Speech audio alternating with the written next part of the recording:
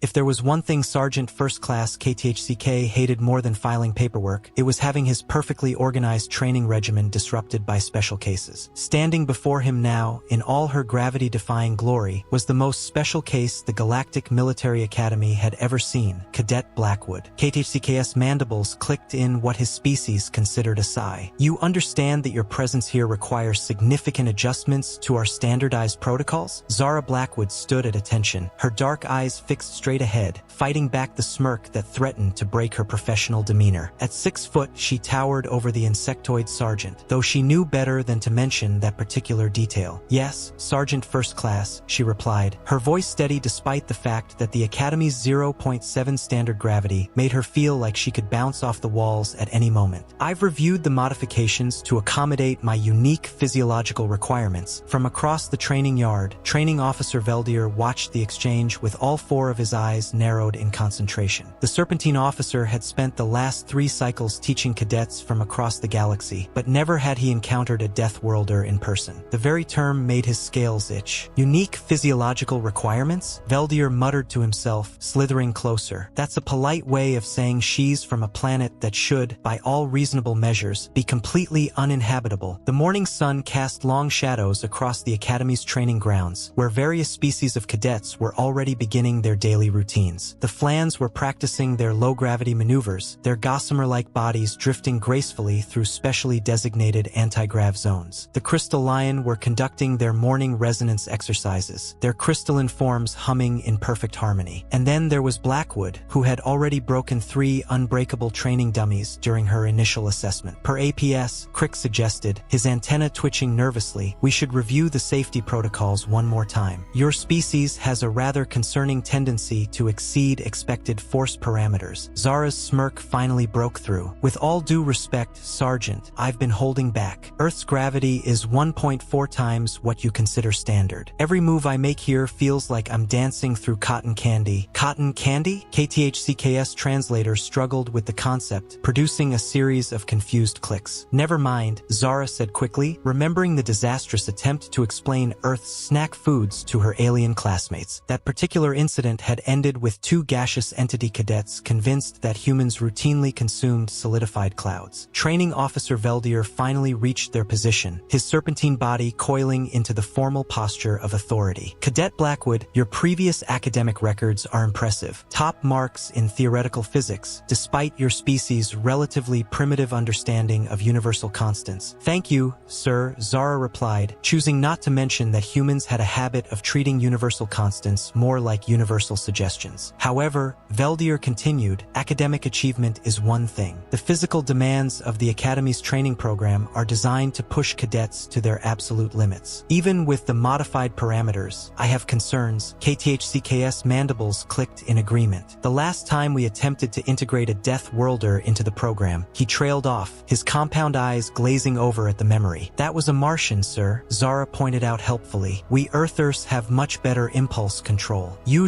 They usually hung in the air like a poorly timed joke at a funeral before either instructor could respond." The morning alert sounded across the training grounds, its harmonic frequencies calibrated to be perceptible to all known sentient species. It was time for the day's first challenge. As Zara moved to join her fellow cadets, Crix and Veldier exchanged worried glances. They had modified the training protocols, reinforced the equipment, and even installed new safety barriers rated for 3 times the previous maximum force threshold. But watching their human cadet practically skip toward the assembly area, her movements far too energetic for the current gravity, both instructors couldn't shake the feeling that they hadn't modified things nearly enough. "Did you see that?" Crix whispered to Veldier. "She just covered 30 meters like it was nothing." "Indeed," Veldier replied, his scales shifting colors in agitation. "And I don't think she even noticed she was doing it. The day was just beginning, and already the laws of physics were starting to sweat." The annual physical assessment day at the Galactic Military Academy was traditionally a well-orchestrated dance of mediocrity, carefully designed to accommodate the average capabilities of 17 different species. Today, however, that dance was about to turn into what humans might call a mosh pit. "Attention, cadets!" Training Officer Verk's voice resonated across the assembly area. "Today's assessment will evaluate your physical capabilities across 12 standardized challenges. Each station has been calibrated for most species' natural limitations." The pause before most wasn't subtle, neither was the way every every cadet's attention shifted to Zara, who was absently juggling 3 heavy training orbs that were supposed to be unmovable by any single cadet. Next to her, Cadet HFY, a luminescent whose body was composed primarily of organized light waves, dimmed noticeably. Blackwood, those orbs are meant for group coordination exercises. Their density locked. Zara caught all 3 orbs and quickly set them down, looking sheepish. Sorry, just nervous energy. You know how it is. No, HFY flickered. We really don't. Sergeant KTHCK moved to the front of the assembly, his mandibles working overtime as he activated the holographic display of the obstacle course. The course begins with the low-gravity adaptation zone, designed to test your ability to maintain control in varying gravitational conditions. KTHCK continued. A gaseous entity cadet named Mist within winds wafted closer to Zara. Last cycle, 3 cadets failed this section by floating away. They had to send a retrieval drone. Floating away won't be my problem, Zara muttered, eyeing the course's first section. Not dispersing might be yours though. Mist within winds condensed indignantly. I have excellent particle cohesion. Thank you very much. The hologram shifted to show the second stage. The sensory deprivation maze, KTHCK continued, will test your ability to navigate using your species' secondary and tertiary senses. What counts as a secondary sense for humans? Asked X 227, a crystalline whose silicon-based body sparkled with morning light. Since you only have the standard 5 primary ones? Zara grinned. Spite is our secondary sense. That's not in any of the xenobiology textbooks. X 227 chimed worriedly. The third stage, Veldier interrupted, his scales shifting to warning colors, is the strength calibration chamber. This year, we've had to adjust the parameters significantly, his upper eyes fixed on Zara while his lower ones consulted a datapad. The maximum force threshold has been increased by 300%. A wave of murmurs rippled through the assembled cadets. The flans, in particular, looked like they might faint, which, given their near-zero density, could result in them actually floating away. The remainder of the course, KTHCK clicked rapidly, includes the standard agility circuit, the multi-environmental adaptation chamber, and the team coordination challenge. Zara raised her hand. Question about the team coordination challenge, sir. Last time we practiced, I accidentally launched my partner into orbit. That was me, HFY dimmed accusingly. I spent 3 hours as a scattered light spectrum before they could realign my wavelengths, which is precisely why, Veldier interjected, we've implemented new safety protocols. All partners will be tethered using quantum lock stability fields, and Cadet Blackwood will be wearing power dampeners. The human cadet looked down at the heavy bands around her wrists and ankles. They were supposedly designed to reduce her strength to acceptable levels. So far, they mostly succeeded in making her feel like she was wearing slightly heavy bracelets. These dampeners, KTHCK added, are rated for containing small black holes. They should be sufficient. Should be, someone whispered in the back. A temporal flux being named tick between tox raised and appendage. According to my probability calculations, there's a 73.4% chance that the human will inadvertently create at least one temporal paradox during the assessment. That was one time, Zara protested, and I maintain that causing a localized time loop during hand-to-hand combat was a valid strategy. You punched Lieutenant Chrono so hard, he met his own grandfather. He got better. Veldier's scales had shifted to a distinct shade of stress-induced blue. Let me be clear. There will be no temporal paradoxes, no accidental launches into orbit, and absolutely no attempts to test the structural integrity of the quantum containment fields. This is a standardized assessment, and it will proceed in a standard manner. The assembled cadets nodded in agreement, though several kept a noticeable distance from Zara. Only Mist within winds seemed unperturbed, possibly because being a sentient gas cloud made one relatively immune to most forms of physical harm. Right then, KTHK concluded, his antenna twitching with barely contained anxiety. Proceed to your assigned starting positions. And Cadet Blackwood, yes, Sergeant, please try to remember that gravity is not, as you put it last week, more of a suggestion than a rule. Zara smiled innocently as she took her place at the starting line, the power dampeners humming softly against her skin. Around her, the other cadets prepared themselves, each species bringing their unique abilities and limitations to bear. The assessment was about to begin, and somewhere in the universe, the laws of physics were probably filing for protective custody. The low-gravity adaptation zone stretched before the cadets like a twisted dream of an anti-gravity engineer who'd had too much scent and whiskey. Floating obstacles, randomly shifting gravity wells, and crystalline barriers designed to shatter if touched with too much force filled the space. Begin, Veldier announced, his scales already shifting to anxiety purple. The first batch of cadets entered the zone. The flans excelled naturally, their gossamer bodies dancing through the low-gravity sections with practiced ease. The crystal lion moved with precise, calculated steps, their silicon forms reflecting light in dazzling patterns. Then it was Zara's turn. Remember, Cadet Blackwood, KTHCK clicked nervously. The power dampeners are for your own safety. She was already moving, but not like the others. Where they floated, she bounded. Where they drifted, she ricocheted. The human moved through the constantly shifting gravity fields like a pinball in a machine designed by a madman. That's not possible, one of the observing instructors muttered. She's using the varying gravity fields to build momentum? KTHCK's mandibles clicked rapidly in distress. Is she calculating the gravitational vectors in her head? Zara launched herself off a floating platform, twisted in midair to avoid a crystalline barrier, and used the momentum from a sudden gravity shift to slingshot herself through 3 consecutive rings. The power dampeners whined in protest. Oh no, HFY dimmed dramatically. She's doing physics again. From his observation post, Veldier frantically consulted his datapad. According to all known laws of motion, what she's doing should result in immediate loss of control and probable dispersion across multiple gravity wells. You're assuming she respects the laws of motion. Mist within winds condensed thoughtfully. I don't think humans ask physics for permission. They just sort of do things and dare physics to stop them. The next section was the sensory deprivation maze. Most species relied on their secondary or tertiary senses to navigate its pitch-black corridors. The crystal lion used harmonic resonance, the gaseous entities detected minute pressure differences, and the temporal flux beings perceived probabilistic pathways through time. Zara walked through whistling. She's not even using any sensory enhancement technology, Crix protested. How is she navigating? I memorized the layout during the briefing, Zara called out cheerfully. Also, these walls have a really distinctive echo, and they smell like ionic discharge. Humans can smell ionic discharge? X227 chimed in disbelief. No idea, Zara replied, but it seemed like a good guess since my hair is standing on end. The strength calibration chamber came next. Here, at least, the instructors felt confident they'd reinforced everything with quantum-stabilized materials designed to withstand forces up to 300% of standard levels. Zara examined the first challenge, a series of weighted doors that required precisely calibrated force to open without triggering the failure sensors. She cracked her knuckles. Cadet Vdur warned, remember that finesse is more important than... The human had already grabbed the first door. Instead of pushing it directly, she applied pressure at a seemingly random angle, using the door's own weight distribution against it. The mechanism clicked open smoothly. Did she just... Tick between talks gaped with all of their temporal apertures. Did she just exploit the door's moment of inertia to reduce the required force by 78.3%? That's not the approved technique. KTHCK's antennae were practically tied in knots. Show off. HFY flickered as Zara proceeded to open the remaining doors using increasingly improbable applications of basic physics principles. The multi-environmental adaptation chamber presented environments ranging from underwater sequences to vacuum-exposed sections. Each cadet was equipped with standard environmental protection gear. Zara took one look at her assigned protective suit and raised her hand. Permission to attempt this section without the full gear. Sir? Absolutely not, chorused every instructor within earshot. But humans can hold their breath for... No, they completed in unison. She completed the section in the suit, but somehow managed to make the standardized environmental gear look like it was an optional suggestion rather than a survival necessity. Did anyone else notice? Mist within winds swirled thoughtfully. She actually went faster in the high-pressure sections, like she was enjoying it. Deathworlder's X227 chimed with a shudder. Their entire evolutionary history is just one long series of their planet trying to kill them and them deciding that was fun. The final challenge, the team coordination exercise, had been modified specifically with Zara in mind. The power dampeners were set to maximum, the quantum lock stability fields hummed with enough energy to hold small moons in orbit. Zara was paired with HFY, who had only recently forgiven her for the orbital incident. I promised to be gentle, Zara assured her partner. That's what you said last time. HFY dimmed accusingly. Right before I escaped velocity, the exercise required pairs to navigate an obstacle course while linked by energy tethers, requiring perfect synchronization of movement and force application. Most teams moved cautiously, carefully coordinating each step. Zara and HFY's approach was different. Physics suggests, Zara amused, eyeing a particularly challenging section, that if I anchor myself here and use the tether's elastic properties. No! HFY flickered in alarm. No physics, but it was too late. Zara had already begun implementing whatever calculation she'd worked out in her head. The power power dampeners sparked, the stability fields fluctuated.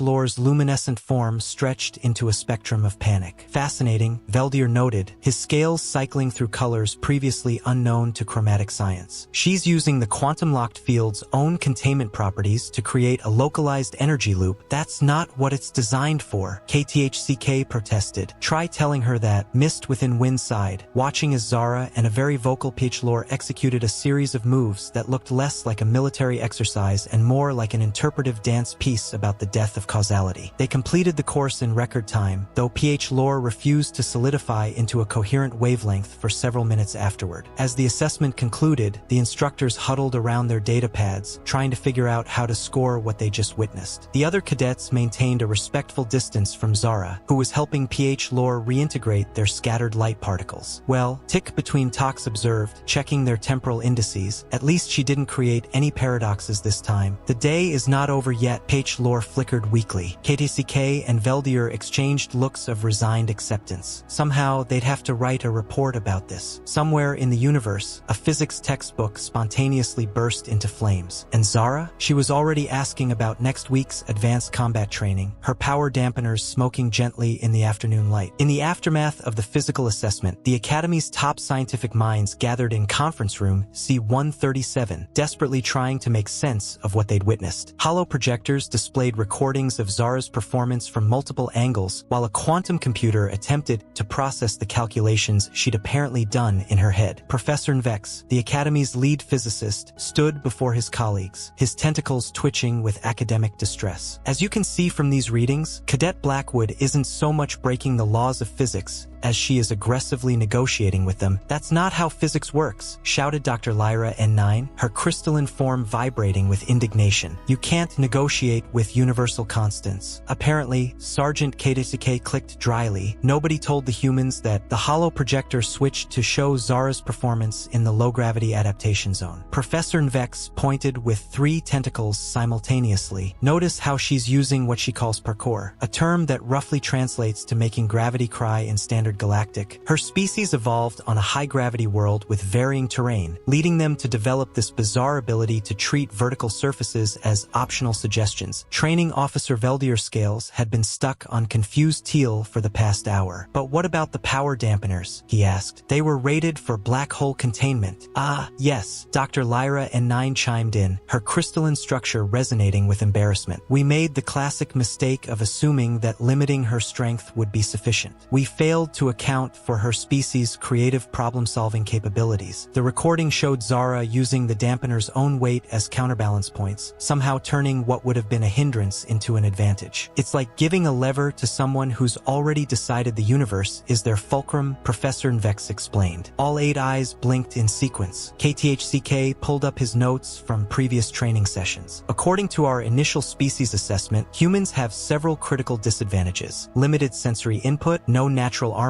no inherent energy manipulation abilities. Veldier interrupted, his scales flickering. She navigated the sensory deprivation maze by whistling at it. Apparently, humans can process acoustic feedback without specialized organs. They just do it with their ears. Their regular, non-enhanced, evolutionary basic ears. Professor Nvex's tentacles tied themselves in a knot, which for his species indicated deep theoretical distress. Their supposed disadvantages appear to have forced them to develop alternative approaches. Take their lack of natural armor, for instance. Instead of evolving protective plating, they developed something far more terrifying, pattern recognition and predictive modeling. You mean, Dr. Lyra N9's crystalline surface frosted with horror, they just look at something dangerous and figure out how to not let it hit them? Precisely, Professor Nvex confirmed. Med KTHCK pulled up the Academy's original species capability assessment for humans. The document was now covered in so many revision marks it looked like it had been attacked by an editor with a grudge. We'll need to completely rewrite the human section of the training manual. He clicked resignedly. Any suggestions? Step 1, Voar offered, his scales settling into a calm blue of acceptance. Stop assuming that impossible means the same thing to them as it does to us. Step 2, Dr. Lyra N9 chimed, acknowledge that their understanding of physics isn't wrong. It's just aggressively optimistic. Step 3, Professor Nvex concluded, all 8 eyes focused on the hollow recording of Zara casually defying several fundamental forces. Pray they never realize that the only real limits they have are the ones they believe in. The room fell silent silent as they watched the human cadet help her traumatized partner reassemble their scattered light particles, apparently unconcerned that she'd just rewritten several chapters of physics textbooks. Should we be worried? KTHCK asked, no one in particular. Oh, absolutely. Professor Nvex's tentacles formed the academic gesture for fascinated terror, but mostly for the physics exam next week. I have a feeling we're going to need a new grading curve. Zara stared at the holographic projection of the final challenge, her expression momentarily